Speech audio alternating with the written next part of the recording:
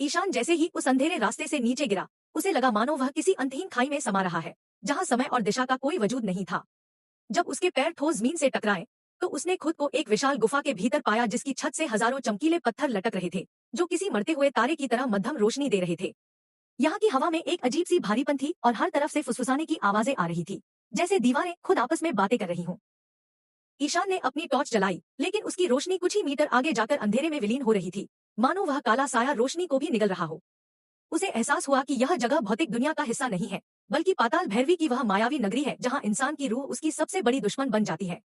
गुफा के फर्श पर बिछी धूल इतनी मोटी थी कि ईशान के हर कदम के साथ गुबार उड़ रहा था, और उस धूल के नीचे उसे पुराने जमाने के सैनिकों के कवच और टूटी हुई तलवारें दिखाई दी।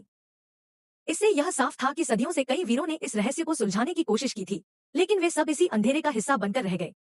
इससे यह साफ था कि सदियों से कई वीरों ने इस रहस्य को सुलझाने की कोशिश की थी, लेकिन वे सब इसी अंधेरे का हिस्सा बनकर रह गए।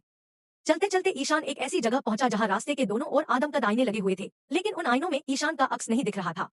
इसके बजाय उन आईनों में उसके बचपन की वो डरावनी यादें चल रही थी, जिन्हें वह भूल चुका था, जैसे उसके पुराने घर का जलना और अंधेरे में किसी साए का पीछा करना। वह जैसे जैसे आगे बढ़ता, आईनों के भीतर की वो आकृतियां बाहर निकलने की कोशिश करने लगती, जिससे कांच पर दरारें पड़ने लगी थी। अचानक एक जोरदार कड़कड़ाहट हुई और गुफा की छत से खून जैसा लाल पानी टपकने लगा, जो फर्श पर गिरते ही छोटे छोटे बिच्छुओं में तब्दील हो रहा था। ईशान की जान हलक में आ गई और वह तेजी से आगे की ओर भागा, जहां उसे एक पुराना लकड़ी का पुल दिखा जो एक उफनती हुई काली नदी के ऊपर बना था। उस नदी का पानी इतना काला था कि उसमें परछाई भी नहीं दिख रही थी, और उससे उठने वाली लहरें किसी भूखे जानवर की तरह पुल को हिला रही थी। जैसे ही ईशान ने पुल पर पहला कदम रखा, पीछे से वही परछाई फिर से प्रकट हुई जो उसके पिता का रूप धरे हुए थी, लेकिन इस बार उसकी आवाज में ममता नहीं, बल्कि एक ठंडी क्रूरता थी। वह चिल्ला रही थी, वापस लौट जाओ ईशान, वरना यह नदी तुम्हारी यादों को हमेशा के लिए सोख लेगी और तुम एक जिंदा लाश बनकर यहाँ भटकते रहोगे। ईशान ने अपने कान बंद कर लिए और पुल के सड़े हुए तख्तों पर सावधानी से दौड़ने लगा, जबकि उसके पीछे पुल के हिस्से एक एक करके नदी में गिर रहे थे। जैसे ही वह पुल के दूसरे छोर पर पहुंचा, उसने देखा कि एक विशाल पत्थर का दरवाजा उसका रास्ता रोके खड़ा है, जिस पर वही काली घड़ी उकेरी गई थी जो उसने हवेली में देखी थी। इस बार घड़ी की सुइयां स्थिर थी, लेकिन उसके चारों ओर 7 मोमबत्तियां जल रही थी, जिनमें से नीली लपटें निकल रही थी। ईशान को समझ आया कि यह एक पहेली है, उसे उन मोमबत्तियों को एक खास क्रम में बुझाना होगा, वरना दरवाजा कभी नहीं खुलेगा और पीछे से आता हुआ वो साया उसे पकड़ लेगा।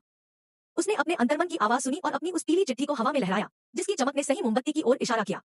जैसे ही आखिरी मोमबत्ती बुझी, पत्थर का वह भारी दरवाजा जमीन में धंस गया और अंदर से एक ऐसी गर्जना हुई जैसे कोई प्राचीन दानव अपनी नींद से जागा हो। दरवाजे के पार एक और कक्ष था जहां की दीवारों पर सोने और चांदी की नक्काशी की गई थी, लेकिन वहां की रौनक नकली थी क्योंकि वहां की हर चीज धूल में बदल रही थी। कक्ष के बीचों बीच एक ऊंचे सिंहासन पर एक नकाबपोश आकृति बैठी थी, जिसके हाथ में वही श्रापित घड़ी थी जो अब तेजी से धड़क रही थी। ईशान को लगा कि शायद यही पाताल भैरवी है, लेकिन जब उस आकृति ने अपना नकाब हटाया, तो ईशान के पैरों तले जमीन खिसक गई। वहां कोई चेहरा नहीं था, बस एक चमकता हुआ शून्य था। वह आकृति उठी और ईशान की ओर बढ़ने लगी, और हर कदम के साथ गुफा की दीवारें टूटने लगी, जिससे यह साफ था कि अब असली परीक्षा शुरू होने वाली।